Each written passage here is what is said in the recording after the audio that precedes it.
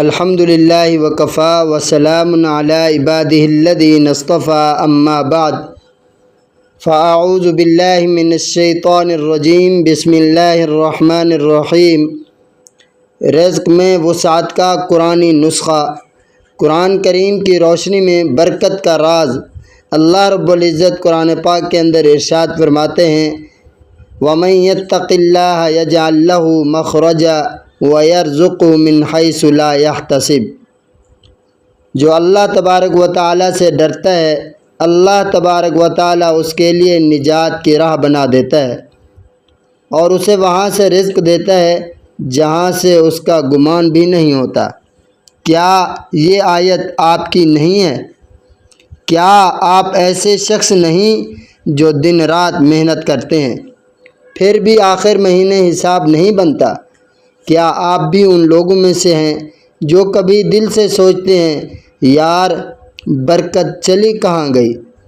تو سنیے، برکت پیسوں کی مقدار سے نہیں آتی، برکت نیت کی پاکیزگی، دل کی سچائی اور تعلق باللہ سے آتی ہے۔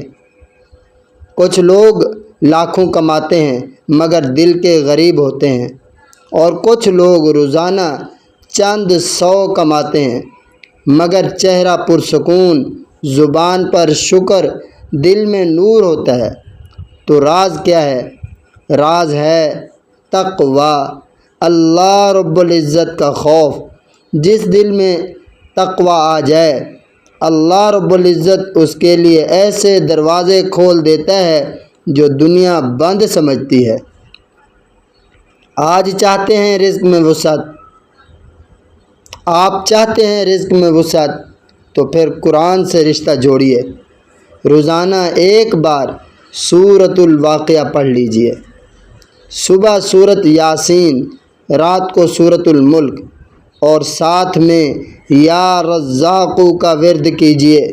روزانہ 313 مرتبہ پڑھ کر دعا کیجئے۔ یہ عمل نہ صرف رزق میں برکت لائے گا بلکہ دل سے تنگی، بے چینی اور خوف بھی نکال دے گا۔ یاد رکھیے، ہم رزق کے لیے بھاگتے ہیں لیکن رزق تو اس کے ہاتھ میں ہے جو ہمیں پیدا کرنے والا ہے۔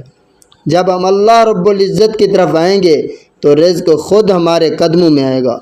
آج سے وعدہ کیجئے، آج سے عہد کیجئے، اللہ سے رشتہ جوڑیں، گناہ چھوڑیں، نماز کو وقت پر پڑھیں، والدین کو راضی کریں، اور پھر دیکھیں کیسے آسمان کے دروازے کھلتے ہیں۔ میرے واسطے دعا کیجئے۔ میں آپ سب کا محمد صداقت اللہ۔